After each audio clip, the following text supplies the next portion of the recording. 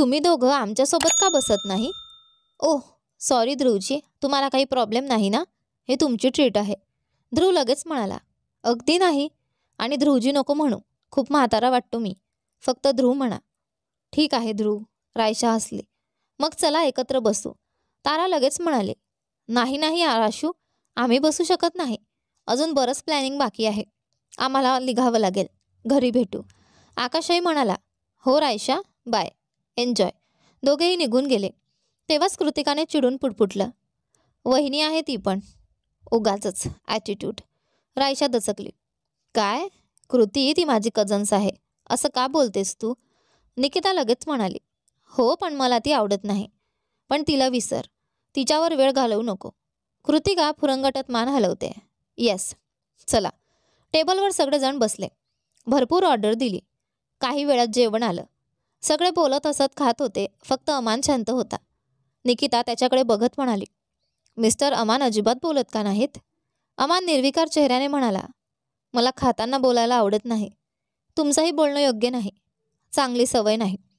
त्याचं बोलणं ऐकून संपूर्ण टेबल शांत पडलं. रायशाने निकिताकडे कटाक्ष टाकला. नेहमीच चुकीच्या वेळी बोलते. सगळ्यांनी शांतपणे जेवण आटोपले. नंतर ध्रुव आणि अमानला बाय करून ते बाहेर पडले. रायशा मनात कुरकुरली, तो अखडू अमान तर नीट बाय सुद्धा म्हणाला नाही. काय भारी अहंकार आहे हो त्याचा. रायशा कुलकर्णीच्या आयुष्यातला सर्वात मोठा दिवस उगवला होता. आज तिचं लग्न होत होतं. मेकअप आर्टिस्ट तिचा मेकअप करत होता आणि तिच्या मनात मात्र असंख्य विचारांची गर्दी झाली होती. कालच मेहंदी आणि संगीतासारखे सर्व विधी पार पडले होते. मुहूर्ताची वेळ जवळ येत होती आणि रायशाचा ताण वाढत होता. ती स्वतःलाच समजावत होती, मी हा निर्णय बरोबर घेतलाय ना? मला आकाश खूप आवडतो, पण मित्र म्हणून गेल्या 6 महिन्यात मी स्वतःला पटवून देण्याचा प्रयत्न केला की तो माझा नवरा होऊ शकतो. मी त्याच्यावर प्रेम करण्याचा प्रयत्न करेन. तिला कधीच वाटलं नव्हतं की आकाश तिच्यावर प्रेम करतो. तिच्या मनात त्याच्यासाठी प्रियकर किंवा नवऱ्याची भावना कधीच आली नव्हती. 6 महिन्यांपूर्वीपर्यंत. फ्लॅशबॅक. 6 महिन्याआधी. तेव्हा 2 दिवस झाले होते तिला आईच्या आजाराविषयी समजून. शालिनी कुलकर्णी तिची आई गंभीर आजारी होती आणि तिची एकच हट्टाची इच्छा होती की या वर्षात रायशाचं लग्न व्हावं. रायशाने आईला समजावण्याचा खूप प्रयत्न केला होता की आई काही होणार नाही तुला, मी उत्तम डॉक्टरांकडे तुझा उपचार करेन. पण शालिनीचं मन काही मानत नव्हतं. उलट तिने भावनिकपणे ब्लॅकमेल सुरू केली. तुला माझी इच्छा पूर्ण करायची नाही, तुला माझं काहीच वाटत नाही. या सततच्या आग्रहाने आणि अश्रूंनी भारावून जाऊन रायशाने शेवटी वचन दिलं, हो आई, मी तुझी इच्छा पूर्ण करेन. शालिनीने तिला 10 दिवसांची मुदत दिली होती. या 10 दिवसात तू एखाद्याला पसंत केलंस तर ठीक, नाहीतर मी कोणीतरी शोधेन आणि त्यालाच तुला लग्न करावं लागेल. त्या ताणात रायशा एका कॉफी शॉपमध्ये बसली होती. तिला आकाश आणि तारा भेटणार होते. ताराने सांगितलं होतं की माझ्याकडे एक प्लॅन आहे. थोड्याच वेळात दोघं आले. तारा म्हणते, सॉरी रायशा, आम्ही थोडे उशीर झालो. रायशा म्हणते, ठीक आहे, मीही आत्ताच आले. आकाश म्हणतो, कशी आहेस? ताराकडून सगळं ऐकलं. काळजी करू नकोस, सर्व ठीक होईल. रायशाने हलक्या आवाजात विचारलं, तारा सांग ना, तुझा प्लॅन काय आहे? ताराने निर्धाराने सांगितलं, तू आकाशशी लग्न कर. क्षणभर रायशाला तिच्या कानांवर विश्वासच बसला नाही. रायशा म्हणते, काय काय बोलतेस तू? त्याचवेळी आकाश शांतपणे पण मनापासून म्हणाला, रायशा, हे तुझ्यासाठी अचानक आहे, हे मला ठाऊक आहे. पण मी तुझ्यावर प्रेम करतो खूप दिवसांपासून. पण आपल्या मैत्रीचं नुकसान होईल या भीतीने मी बोलत नव्हतो. पण जेव्हा तुझ्या आईबद्दल ऐकलं तेव्हा वाटलं, आता नाही सांगितलं तर कधीच सांगता येणार नाही. रायशा, तू माझ्याशी लग्न करशील? रायशा एवढी स्तब्ध झाली की शब्दच फुटत नव्हते. ताराने तिचा हात हातात घेऊन म्हटलं, होय रायशा, मला हे आधीपासून माहीत होतं.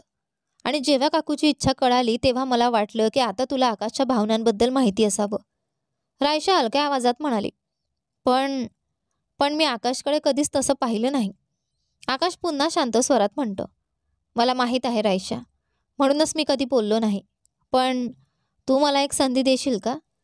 अजूनही तुझ्या आईच्या उत्तराला 8 दिवस आहेत. या 8 दिवसात माझ्यासोबत डेटवर चल, मला ओळख, मग निर्णय घे. आणि इथून त्यांच्या नात्याची हळूहळू सुरुवात झाली होती. तारा त्या दिवशी रायशासमोर खूप शांतपणे पण ठामपणे उभी राहिली होती. तारा म्हणाली, रायशा, मला वाटतं हा प्लॅन खरंच चांगला आहे. तू विचार कर, तुझे फारसे मुलांमध्ये मित्र नाहीत. तुला मुलांसोबत फिरायला आवडत नाही. पण बघ, आकाशसोबत तू किती कम्फर्टेबल आहेस. तू त्याला आधीपासून ओळखतेस. मला खरंच वाटतं की तो तुझ्यासाठी उत्तम जोडीदार होऊ शकतो. आणि तुला आत्ताच काही बोलण्याची गरज नाही. पुढचे 4 दिवस त्याच्यासोबत वेळ घालव. डेट्सला जा. मग निर्णय घे. तू माझी चुलत बहीण आहेस आणि आकाश माझा जवळचा मित्र. मला तुमच्यापैकी दोघांनीही आनंदात राहावं असं वाटतं. कमीत कमी त्याला एक संधी देऊ शकतेस. रायशाने खूप वेळ शांत बसून विचार केला. मनात गोंधळ, भीती आणि एक हलकंसं धैर्यही होतं. अखेर तिने हळू आवाजात उत्तर दिलं. ठीक आहे, मी प्रयत्न करेन. आकाशच्या चेहऱ्यावर त्या क्षणी एक शांत आनंद उमटला. थँक्यू रायशा. फ्लॅशबॅक समाप्त. 4 दिवसांनी रायशाने आईसमोर आकाशला आपलं प्रियकर म्हणून उभं केलं. आणि आज तिच्या लग्नाच्या दिवशी ती स्वतःलाच विचारत होती, तो माझ्यासाठी चांगला नवरा ठरेल ना? तिचे विचार मेकअप आर्टिस्टच्या आवाजाने तुटले. मेकअप आर्टिस्ट म्हणते, वा, तुम्ही खूपच सुंदर दिसत आहात. रायशाने आरशात स्वतःकडे पाहिलं. हो, ती खरंच त्या लाल सुंदर लेहंग्यात उजळून निघत होती. तिच्या मनात एकच विचार, आजपासून माझं आयुष्य बदलणार आहे. नवं नाव, नवी जबाबदारी. अचानक हॉलमधून मोठा आवाज ऐकू आला. कोणीतरी ओरडत होतं. रायशा, काय झालं? मेकअप आर्टिस्ट म्हणते, मॅडम माहीत नाही. मी जाऊन पाहू का? रायशा म्हणते, नको, मीच जाते. मेकअप आर्टिस्ट म्हणते, पण मॅडम तुम्ही वधू आहात. रायशा म्हणते, तरीसुद्धा. मला आईचा आवाज आला. मला पाहायलाच हवं. ती घाईघाईने हॉलमध्ये पोहोचली. तिथे सर्वप्रथम तिच्या नजरेत आलं. तिची आई शालिनी कुलकर्णी सोफ्यावर बसलेली होती आणि रडत होती. पूजा मामी तिला शांत करत होती. रायशा दुसऱ्या कुणाकडे पाहण्या इतपतही शांत नव्हती. ती धावतच आईकडे गेली. रायशा म्हणाली, आई, काय झालं? का रडतेस? तब्येत खराब आहे का? कुठं दुखतंय का? काही झालं का आई?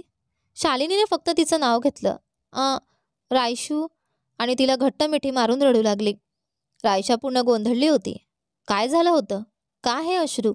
ती पूजा मामीकडे पाहणार इतक्यात मामीने तिच्या हातात काही फोटो ठेवले. फोटो पाहताच रायसाचा श्वास अडकला. तिच्या मनात एकाच वेळी राग, वेदना, विश्वासघात, दुःख सगळं एकत्र उसरून आलं. तिला काही समजत नव्हतं. शब्द सुचत नव्हते आणि तिच्या मनात फक्त एकच प्रश्न प्रतिध्वनीवत फिरत होता. का? रायशा कुलकर्णी पलंगावर बसली होती. तिच्या डोळ्यांतून थांबता थांबेना अश्रू गळत होते. आजपासून तिचं आयुष्य पूर्णपणे बदललं आहे. भविष्यात काय लिहिलंय हे तिला माहीत नव्हतं. पण एक गोष्ट ती जाणून होती, जे काही होईल ती ते मनापासून स्वीकारणार होती. तिने अश्रू पुसले, खोल श्वास घेतला आणि स्वतःला सावरलं. आज तिची लग्नाची रात्र होती. ती खूप वेळेपासून आपल्या नवऱ्याची वाट पाहत होती. तेवढ्यात खोलीचं दार उघडलं आणि अमान खन्ना आत आला. अमान म्हणतो, तू अजून झोपली नाहीस? अजून कपडेही बदलले नाहीस? रायशा म्हणते, मी तुमची वाट पाहत होते. अमान शांत पण अत्यंत गंभीर आवाजात म्हणाला, रायशा, आपल्याला दोघांना माहीत आहे आपण कशा परिस्थितीत लग्न केले. तू या नात्यासाठी अजून तयार नाहीस. मी ते समजून घेतो. काळजी करू नकोस. आपण हे नातं हळूहळू पुढे नेऊ. आता कपडे बदल आणि झोप. खूप उशीर झाला आहे. इतकं बोलून तो वॉशरूममध्ये गेला. रायशाचं अंतर्मन. रायशा थबकली होती. हे सगळं त्याच्याकडून ऐकायला मिळेल असं तिला वाटलं नव्हतं. मी त्याला अजून अखरू म्हणू का? कदाचित हो. पण त्याच्या बोलण्यात जेंटलमॅनचे शब्द होते, जरी टोन मात्र खूप कठोर. जणू तो आपल्या कर्मचाऱ्यांशी बोलतोय. तिला खरंच आश्चर्य वाटत होतं. मी विचार केला होता की तो मला जबरदस्ती करेल किंवा वाईट वागेल, पण त्याने असं काही केलं नाही. आई बरोबर म्हणत होती, तो माणूस चांगला आहे. तो आता माझा नवरा आहे. मीही एक चांगली पत्नी होण्याचा प्रयत्न करेन. जरी मला त्याच्याबद्दल तसं काही वाटत नसूनही, तरीही त्याच्यामुळे माझी आई हसते, हेच माझ्यासाठी मोठं आहे. मला कधी वाटलं नव्हतं की TV सिरियलसारखं काही माझ्या आयुष्यात घडेल. फ्लॅशबॅक. पूजा मामीने तिच्या हातात दिलेल्या फोटोंकडे पाहताच रायशाचं जग कोसळलं होतं. ते फोटो होते आकाश आणि ताराचे. काही फोटो ते ओठांवर ओठ ठेवून किस करत होते, काही फोटोत हातात हात धरून, तर काही फोटोत समस्या निर्माण करणाऱ्या अवस्थेत. रायशाला उलटी येईल असं वाटलं. विश्वासघाताची भावना तिच्या शरीरात भिनली. तेवढ्याच शालिनी कुलकर्णी थरथरत्या आवाजात ओरडली, तू माझ्या मुलीसोबत असं का केलंस? का? रायशाने वर पाहिलं. तिला जाणवलं, खन्ना कुटुंब, तिचं स्वतःचं संपूर्ण कुटुंब, नातेवाईक, काही जवळचे मित्र सगळे उपस्थित होते. तिची मैत्रीण निकी तर ताराकडे पाहत होती, जणू तिला फाडून टाकेल. राकेश जोशी छोटे मामा. तारा, हे काय आहे? तुला माहीत नाही का की तो तुझ्या बहिणीचा होणारा नवरा आहे? आणि आकाश, तू कसला माणूस? तू आपल्या होणाऱ्या पत्नीला तिच्याच चुलत बहिणीसोबत धोका दिलास? शालिनी पुन्हा कोसळली. का का केलं तुम्ही दोघांनी असं? आता काय होणार? बघ माझ्या मुलीकडे, लग्नासाठी सजलेली बसली आहे आणि शेवटच्या क्षणी समजतंय की तिचा होणारा नवरा धोकेबाज आहे. हे देवा. ती हिसक्या भरभरून रडत होती आणि रायशा फक्त एकच शब्द मनात सतत ऐकत होती. का? हॉलमध्ये सगळ्यांसमोर आकाश आणि तारा केविलवाण्या चेहऱ्याने स्वतःचा बचाव करण्याचा प्रयत्न करत होते. आकाश म्हणतो, नाही, तसं काही नाही. आम्ही आम्ही तारा म्हणते, कोणीतरी आम्हाला फसवलं आहे. हे फोटो खोटे आहेत. आम्ही. त्याआधीच पूजा मामी ओरडल्या. अहो बस करा. सगळ्यांना फोटोंमधून स्पष्ट दिसतंय. आता नाटक थांबवा. आजूबाजूला नातेवाईकांचं कुजबुजणं सुरू होतं. बिचारी रायशा. लहानपणीच वडिलांना गमावलं. आईला प्राणघातक आजार. आणि आता लग्नाच्या काही तास आधीच कळतंय की तिचा होणारा नवरा धोकेबाज. खरंच खूप वाईट नशीब आहे तिचं. हे ऐकताच शालिनी कुलकर्णी डोळ्यात पाणी आणून उभी राहिली. नाही, माझ्या मुलीचं वाईट नशीब नाही. ती सर्वात चांगली आहे. तिचे वडील नसले तरी त्यांचा आशीर्वाद तिच्यासोबत आहे.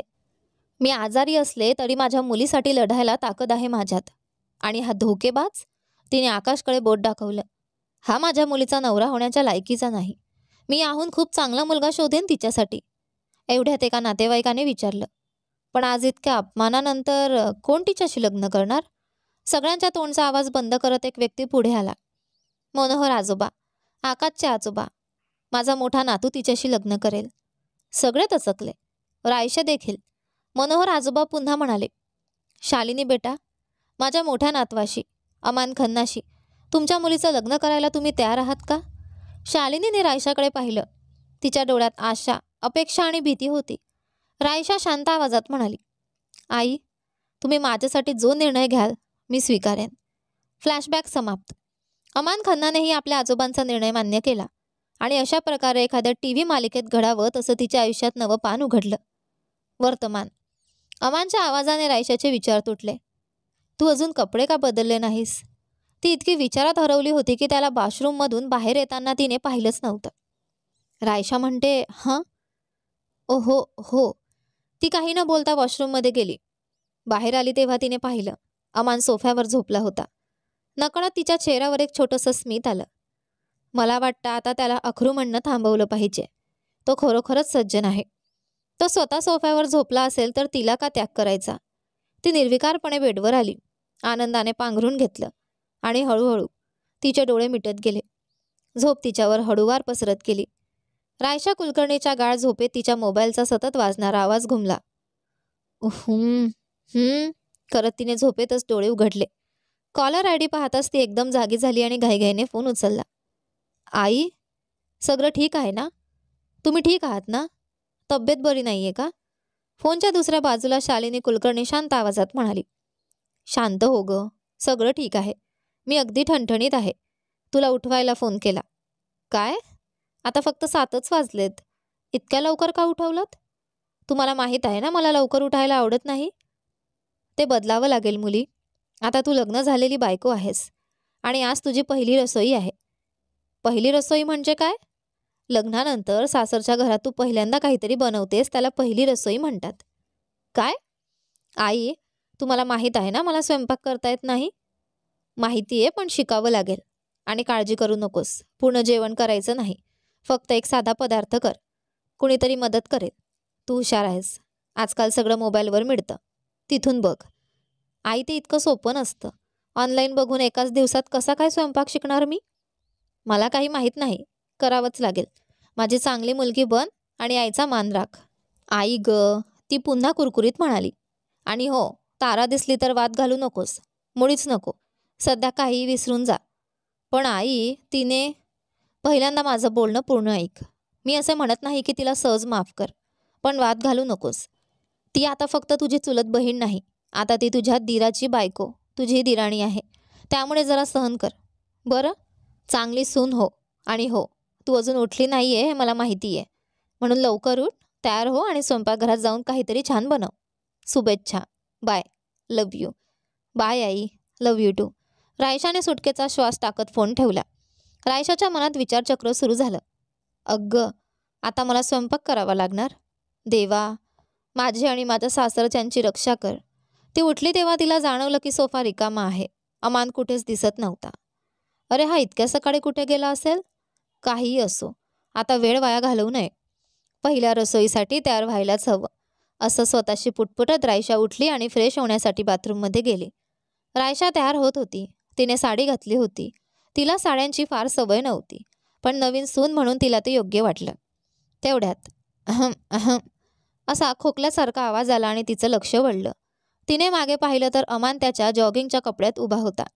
बहुतेक तो सकाळच्या जॉगिंगला गेला असावा. गुड मॉर्निंग, रायशाने हळूच म्हटलं. मॉर्निंग. अमानचा नेहमीसारखाच गंभीर स्वर. हा माणूस एकदा तरी सामान्य चेहऱ्याने गुड मॉर्निंग म्हणू शकत नाही का? इतका गंभीर कशाला? रायशा मनातच कुरकुरली. पुन्हा अमानने अहम अहम असा घसा साफ करण्याचा आवाज काढला. हा एवढा घसा का खा करतोय? सर्दी झालीये का? तुझा घसा बसलाय का? रायशाने विचारलं. नाही. मग खोकतोय का? नाही. तर मग वारंवार घसा का खा करतोयस? अमानने खोल श्वास घेतला आणि म्हणाला. ओल्या टॉवेलला बेडवर ठेवू नकोस. बाथरूममध्ये टॉवेल टांगायला स्टँड आहे. पुढच्या वेळी लक्ष ठेव. इतकं बोलून तो बेडवरून टॉवेल उचलून बाथरूममध्ये निघून गेला. रायशा स्तब्ध उभी राहिली. हे देवा, एवढ्याशा कारणासाठी घसा खाकरत होता. फक्त ओला टॉवेलच तर आहे. जणू काही मी एखादी घाणेरडी वस्तू ठेवली आहे असं वागतोय. उफ. रायशा खाली आली आणि थेट स्वयंपाकघरात गेली. तिने कामवाल्या बायांशी बोलायला सुरुवात केली, जेणेकरून तिला पहिल्या रसोईसाठी मदत मिळू शकेल. काही वेळाने तिची सासू ललिता आत आली. गुड मॉर्निंग बाळा, ती प्रेमाने म्हणाली. गुड मॉर्निंग मम्मी, रायशाने आदराने उत्तर दिलं. ललिता थोडं हसून म्हणाली. एवढ्या सकाळी स्वयंपाकघरात? पहिल्या रसोईसाठी तयार होत आहेस बहुतेक? हो, रायशाने मान हलवली. छान. जे काही बनवायचं आहे ते बनव. बायका मदत करतील, असं सांगून ललिता बाहेर निघून गेली. रायशाला मात्र मनात थोडं विचित्र वाटलं. काल पहिल्यांदा तिने ललिताला मम्मी म्हटलं तेव्हा तिला अवघडल्यासारखं झालं होतं. जरी ती आता घराची सून असली तरी ती या घरातील मोठ्या मुलाची पत्नी नव्हती. घडलेल्या प्रकारामुळे ललिता ही अक्षयवर खूप रागावलेली होती. आता काय बनवू? आईने सांगितलं होतं की गोड पदार्थ केला तर चांगलं, पण स्वयंपाकाचा काडी मात्र अनुभव नसताना गोड पदार्थ कसा करणार मी? रायशा अस्वस्थ झाली. तेवढ्यात मागून आवाज आला. राशू. रायशाला वळून पाहायची गरजही नव्हती. ती कोण आहे हे तिला नीट ठाऊक होतं, पण तिने काही उत्तर दिलं नाही. ती अजूनही रागात होती. तारा सावधपणे जवळ आली. राशू, मला माहीत आहे तू माझ्यावर रागावलेली आहेस, पण मला खरंच माफ कर. माझा काही हेतू नव्हता. असं काही व्हावं हे मला अजिबात नको होतं. कृपया मला माफ कर ना. रायशाने तिला पूर्णपणे दुर्लक्षित केलं. तारा पुन्हा म्हणाली. राशू, मला माहीत आहे तुला स्वयंपाक येत नाही. मी मदत करते तुला. तू सगळ्यांना इम्प्रेस करू शकशील, कुणालाच करणार नाही. हे ऐकून रायशाचा संयम सुटला. ती शांत पण ठाम आवाजात म्हणाली. नको तारा, तुझी मदत मी पुरेपूर अनुभवली आहे आधीच. आयुष्यात कधीही मला तुझी मदत नको. पुरे झालं. आणि एक गोष्ट, मला लोकांना फसवणे अजिबात आवडत नाही, काही लोकांसारखं. ताराने अपराधीपणे मान खाली घातली आणि रायशाने तिला पूर्णपणे दुर्लक्षित करत स्वतःचा राग, वेदना आणि आत्मसन्मान सांभाळत पुन्हा कामाला सुरुवात केली. रायशाने स्वयंपाकघरातून बाहेर पडताना ठामपणे स्वतःशीच म्हटलं. जर काही बनवलं नाही तरी मी खरं सांगून टाकेन. तारा, तुला माझी काळजी करण्याची गरज नाही. ब्रेकफास्टची वेळ झाली. सगळेजण डायनिंग टेबलावर बसलेले असताना निलिमा आजी हसत विचारते. आज दोघी सुनांची पहिली रसोई आहे. दोघींनी काही बनवलं ना? त्यांनी अगदी मनापासून तारा हिला सून म्हणून स्वीकारलं होतं. तारा त्वरेने म्हणाली. हो आजी, मी गाजराचा हलवा केला आहे. निलिमा आजी खुश झाली. वाह, हा तर अक्षयचा आवडता पदार्थ. बरं, सगळ्यांना वाढ. तेवढ्यात ललिता थोडं थंडपणे म्हणाली. मला देऊ नकोस, मला गाजर अजिबात आवडत नाही. रायशाला जाणवलं, सासूबाईंनी हे जाणीवपूर्वक म्हटलं होतं. त्यांना तारा आवडत नव्हती. क्षणभर रायशाला तारासाठी वाईट वाटलं, पण लगेच तिने स्वतःला थांबवलं. नको, अजून तिच्यावर राग आहे. ललिता नंतर रायशाकडे वळून म्हणाली. रायशा बाळा, तू काय बनवलंस? रायशा घाबरत म्हणाली. हो, मी चॉकलेट सँडविच बनवलं. सगळ्यांनी तिच्याकडे पाहिलं. राजेंद्र जोशी, आजोबा म्हणाले. अरे वा, नाव तर भारी आहे. खूप चविष्ट असेल बहुतेक. रायशा उत्साहाने म्हणाली. आजोबा, खरं सांगते मला स्वयंपाक येत नाही. आईने सांगितलं की काहीतरी गोड कर म्हणून मी चॉकलेट वितळवून ब्रेडवर लावलं आणि अशा प्रकारे मी चॉकलेट सँडविच शोधून काढलं. ती अगदी एखादी मोठी शास्त्रीय शोध लावल्यासारखी अभिमानाने बोलली. टेबलावर बसलेले सगळे हसू दाबत होते. अगदी अमान देखील हलकसं हसत होता. हं, माझ्या डिशवर हसतोय? मग स्वतः का नाही काही बनवलं त्याने? निलिमा आजी प्रेमाने म्हणाली. छान केलंस बाळा. प्रयत्न केला हाच मोठा मुद्दा आहे. डिश देखील छान आहे. रायशाचे मन ताबडतोब हलके झाले. नाश्त्यानंतर आजोबांनी दोन्ही सुनांना पहिल्या रसोईची भेटही दिली. रायशा खूप आनंदी झाली. तेवढ्यात अमान आत आला आणि तिच्याकडे एक बॉक्स पुढे केला. हे घे, तो कोरडपणे म्हणाला. रायशाने गोंधळून बॉक्स घेतला. उघडताच तिचे डोळे चमकले. ते तिचे सर्वात आवडते चॉकलेट होते. हे? ती आश्चर्याने म्हणाली. अमान शांतपणे उत्तरला. हे तुझ्या पहिल्या रसोईची भेट आहे. जरी तू चांगली स्वयंपाकी नसलीस तरी स्मार्ट आहेस. मेंदू वापरलास. मी ऑफिसला जातो आहे. तुला कुठे जायचं असेल तर जाऊ शकतेस. कुणाची परवानगी विचारायची गरज नाही. आणि तो तिथून निघून गेला. रायशा अवाक. हा मला चिडवलं की कौतुक केलं? काही असो, तिच्या हातात तिचे आवडते चॉकलेट होते. ती खुश झाली. क्षणभर विचार आला, त्याला माझ्या आवडीचं चॉकलेट कसं माहीत? पण तिने लगेच डोकं हलवलं. असं कसं करणार? योगायोग असेल. मात्र तिच्या चेहऱ्यावर नकळत मोठं हास्य उमटलं. कितीही थंड वागत असला तरी मनाने खूप चांगला आहे. रायशाच्या मनात पहिल्यांदाच अमानबद्दल एक हलकी गोड भावना जागी झाली. निकिता आणि कृतिका कॅफेमध्ये बसल्या होत्या. रायशा कुलकर्णी त्यांच्या समोर शांतपणे बसली होती. निकिता म्हणाली, ए ईशा, तुझं लग्न कसं चाललंय? कृतिका लगेच म्हणाली, हो हो, सांग ना. रायशा हळू आवाजात म्हणाली, ठीक आहे. निकिताने कपाळावर आठ्या घालत विचारलं, ठीक आहे? म्हणजे काय उत्तर झालं का? कृतिका गंभीरपणे म्हणाली, ईशा, आम्ही तुझ्या मैत्रिणी आहोत. तुझ्या लग्नातलं थोडं ज्युसी काहीतरी सांग ना. रायशा चकित होऊन म्हणाली, कसला ज्युसी भाग? दोघे मैत्रिणी तिच्याकडे संशयाने पाहू लागल्या. निकिता म्हणाली, म्हणजे तुम्ही अजून तुमचं लग्न कॅज्युमेंट पण केलं नाही म्हणे? रायशा लाल होऊन म्हणाली, नाही. निकिता मोठ्या आवाजात ओरडली, काय? का? रायशाने तिला आवरत म्हणाली, ए निक्की, आवाज कमी कर. आपण पब्लिक ठिकाणी आहोत. लोक बघतायत. निकिताने मान हलवत माफी मागितली. ठीक आहे, ठीक. पण का नाही? 1 आठवडा झाला लग्नाला. कृतिका म्हणाली, मला वाटलं होतं तू हे लग्न स्वीकारलं आहेस. रायशा शांतपणे म्हणाली, हो, मी हे लग्न स्वीकारलंय. पण मी काय करू? त्यानेच काही केलं नाही तर? निकिता अचानक म्हणाली, अगं, तुझ्या लग्नाच्या दिवशी कोणीतरी सांगितलं होतं की तो गे आहे. ते खरं आहे का? कृतिका पटकन म्हणाली, नाही नाही, असं नाही असू शकत. तो नक्कीच तसा नाही. निकिता चक्क विचारू लागली, तुला इतकं कसं खात्रीने म्हणता येतं? कृतिका हसत म्हणाली, अगं, माझा बॉयफ्रेंड ध्रुव हा अमानचा बेस्ट फ्रेंड आहे. जर अमान गे असता तर ध्रुव मला निश्चित सांगितलं असतं. आणि तसंही जर तो तसा असता तर या लग्नाला होकारच दिला नसता.